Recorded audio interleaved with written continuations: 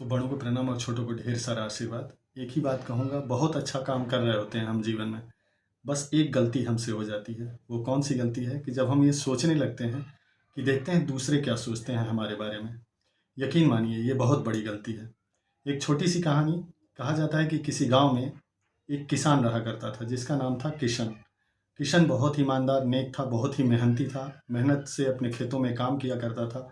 रोज़ सुबह उठता, अपने खेतों में जाता, शाम तक जी तोड़ मेहनत करता। एक तरह से कहा जाए तो पूरे गाँव के लिए एक उदाहरण था। अब किशन के मन में भी ये इच्छा हुई कि कभी लोगों के बीच कुछ बातें होती तो जाके वो सुनता, उसकी तारीफ़ होती। एक दिन क्या हुआ कि शाम को अपने खेत से वापस आ रहा था, देखा तो लोग चर्चा कर रहे हैं कुछ उसके बारे में, अपना नाम सुना।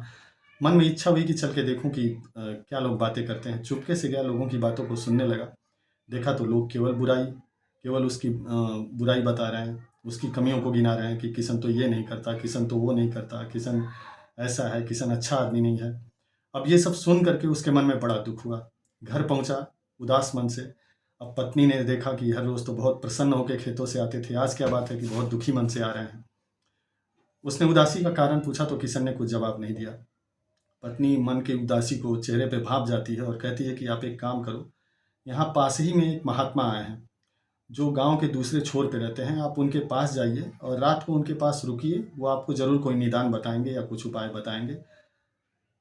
तो अब पत्नी की बातों को सुन करके किसान जाता है संत के पास। देखता है एक छोटी सी कुटिया है तालाब के किनारे, संत वहाँ रह रहे हैं। संत के पास जाता है, अपने मन की व्यथा को कहता है, बताता है कि देखिए मैं तो कभी सोचा भी नहीं था कि लोग मेरे बारे में इतनी बुरी बातें करेंगे। और इसलिए नहीं सोचा क्योंकि मैंने कभी किसी की बुराई नहीं करी। मैं कभी किसी के बारे में कुछ बोला ही नहीं, कुछ भी मैंने गलत कहा ही नहीं। तो मेरे मन में ये होता था कि लोग तो मेरी तारीफ़ ही करते होंगे। अब आज ऐसा सुना हूँ तो मन बड़ा दुखी है। संत ने कहा कि कुछ नहीं, आज रात भर यहीं रुको, सुबह होते ही मैं इसका उपाय बता दूंगा तुमको।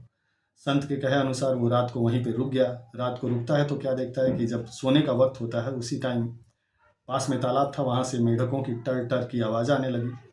अब जब आवाज़ आती है तो वो संत से पूछता है कि ये आवाज़ कैसी है। संत कहते हैं ये तो रोज़ का है, ये रोज़ का काम है, ये मेढक चिल्लाते रहते हैं ऐसे ही।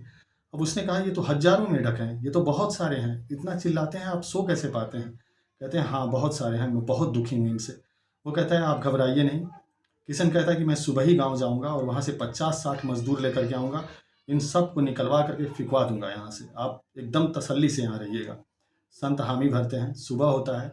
किशन उठते ही सबसे पहले जाता है गाँव में, वहाँ से 50-60 मज़दूरों को पकड़ कर के लाता है। पूरे तालाब को जाल डाल के छाना जाता है और जब छानता है तो क्या देखता है कि केवल 10 मेढक निकलते हैं। अब बहुत ही उत्सुकता में उन 10 मेढकों को दिखाने जाता है संत को, कहता है कि अरे ये तो केवल 10 निकले, रात को तो लग रहे थे हज़ारों होंगे।